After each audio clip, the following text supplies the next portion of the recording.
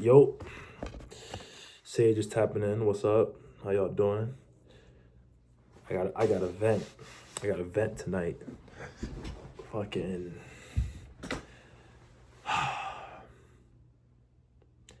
I'm so tired of weak ass men. I'm tired of desperate men.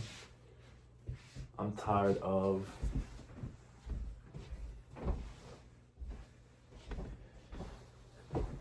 men who don't know a goddamn thing about what's happening around them, and men that have no idea about social dynamics.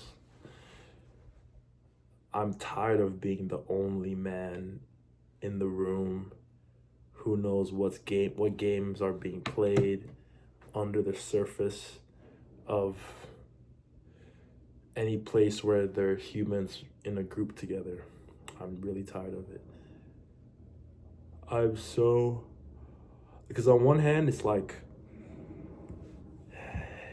on one hand, I could say having a monopoly on the knowledge that it requires to be successful in social groups is cool,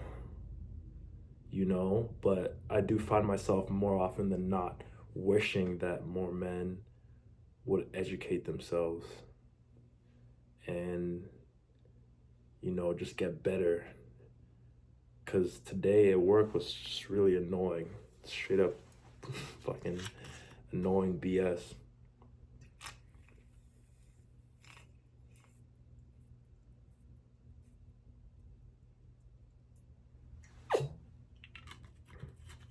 Honestly, I don't even know if I'm allowed to do that on camera, but whatever. Yeah, so just so I'm at work today. I'm doing a serving shift for an annual police dinner. They congregate, celebrate each other and whatnot. Uh, they remember their fellow cops. They talked about how they were of good service and everything. Just the whole 9 yards. And so there's two culprits today that really just ticked me off, just annoyed me, and not by what they did. Well, no, one of them did something directly to me, but it was also the underhanded tactics that these men will use to try to take position, and gain the favor of the very mediocre woman in the vicinity. The cutest girl that was at the shift today was like less than a 5. And these dudes are over here fucking fighting tooth and nail for a crumb of attention from these fucking... Oh my god. So anyways, let me go ahead and start. So the first dude, he's a pretty boy, and he acts like on first glance you think he's gay. The way he stands, the way he walks. He's not really flamboyant, but he's like light on his feet. And those like effeminate boys, like Middle Eastern. And as soon as the shift starts, he starts trying to talk to the cutest below 5 in hotness scale girl. He just, as soon as the shift starts, he just goes and starts talking and talking and talking. Talking her ear off, making, just like being in her face way too much. I'm like, dude. I'm like, oh god. And if you don't know game, then you would think I'm being a hater or I'm jealous. But if you do know game, then you know that is the worst thing you can do, especially at work. Just being so direct and straightforward with your attention and just blowing her head up,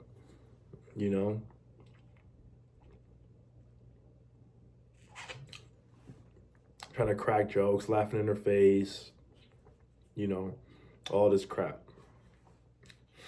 And of course, she's enjoying it. Oh yeah, she's getting attention. Of course, she's enjoying it, blowing her head up. And then, of course, throughout the shift, you, he found himself trying to chase after her, like, oh yeah, trying to just be where she is, and she's running away, trying to get away from him, giving him like, um, what's the word? Pity attention. Like, oh yeah, all right, I don't want him to feel bad, so I'm gonna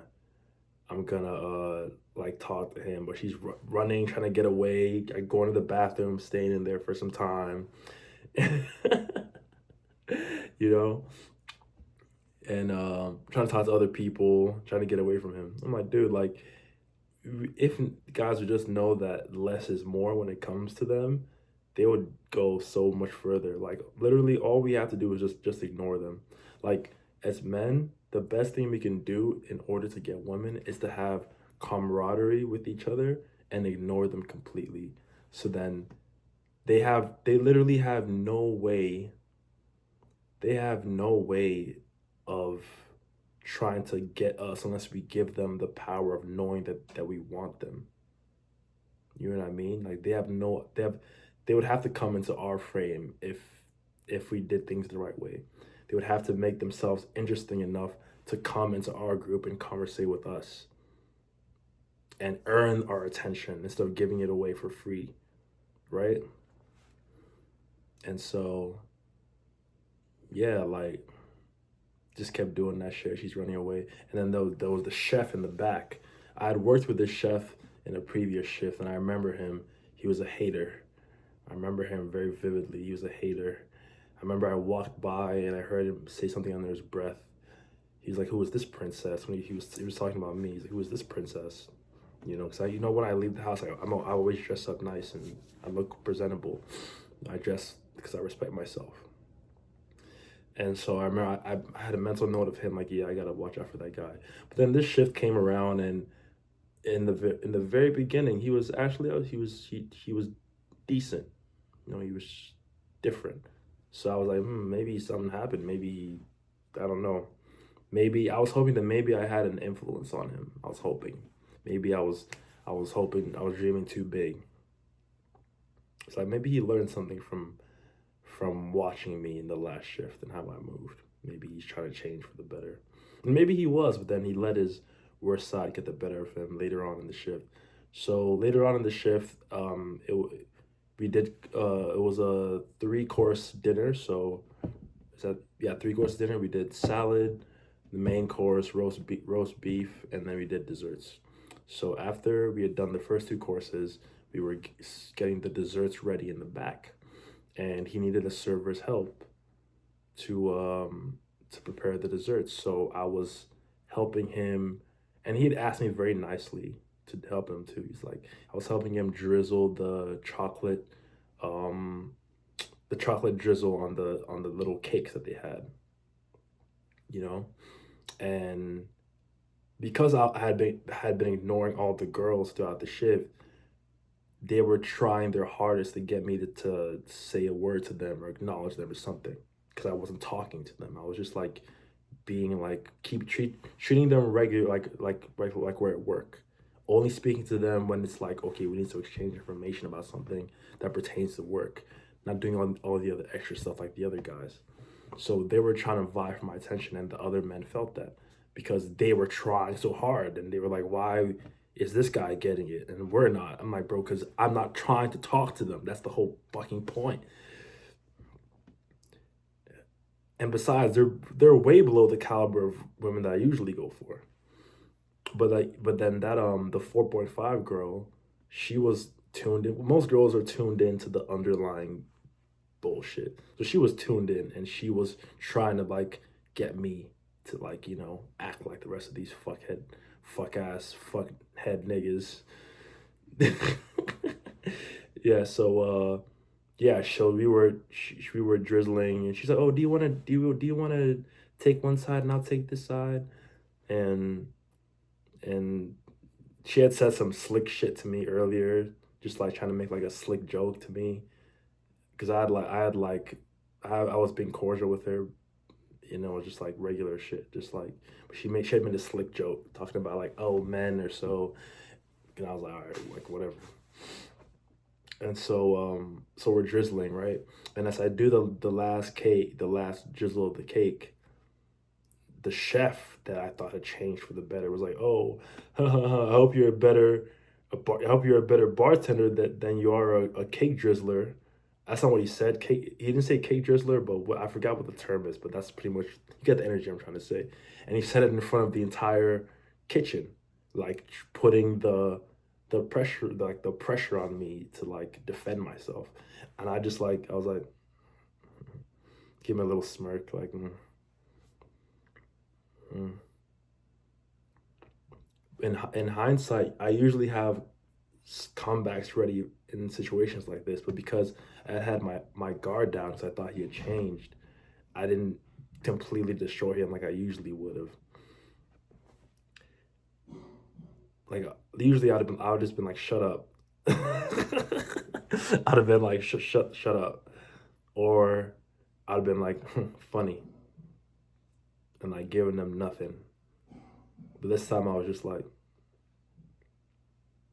because it caught me off guard. I wasn't expecting him to do that, so it kind of caught me off guard. I didn't have my shit loaded like I usually do, so I was like, hmm.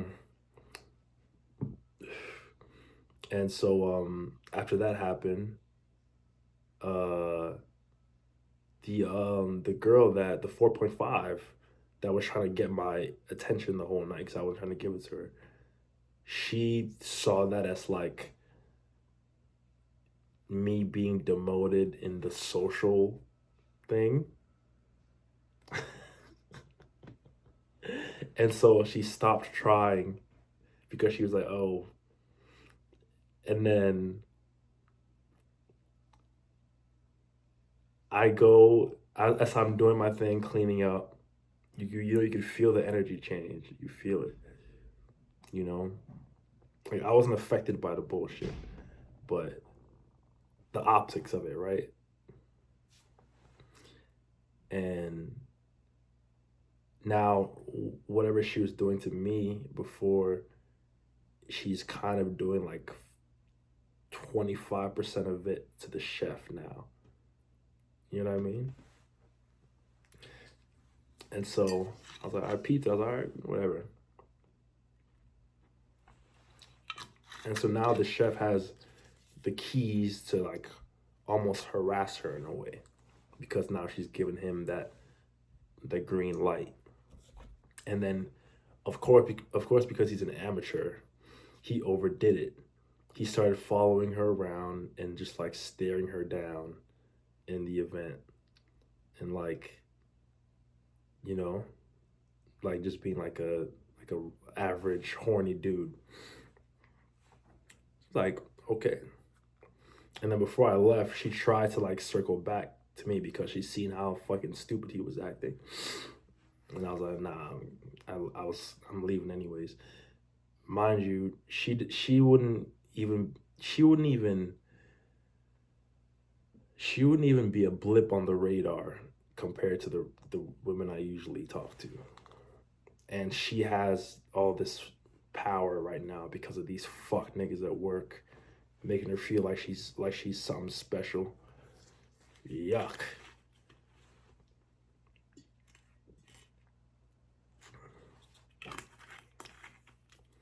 But yeah, I just had to vent because these fuck niggas be. See, yeah, that's I got G checked again because niggas be trying to G check me because I be effortlessly getting the results that they're trying so hard to achieve. Because whatever they do is always counterintuitive. It's fucking stupid. And then they drag me into their bullshit, and I be getting second hand fucking fuckery because these lame ass niggas, man. I need a drink, bro. That shit pissed me off. They be trying they be trying to have these imaginary games and be trying to pick winners and losers and shit. I'm like, get the fuck away from me with that. Should be blowing me, bro. But yeah, I just have to vent. That shit is so whack to me. Anyways, that's it. Sage is out.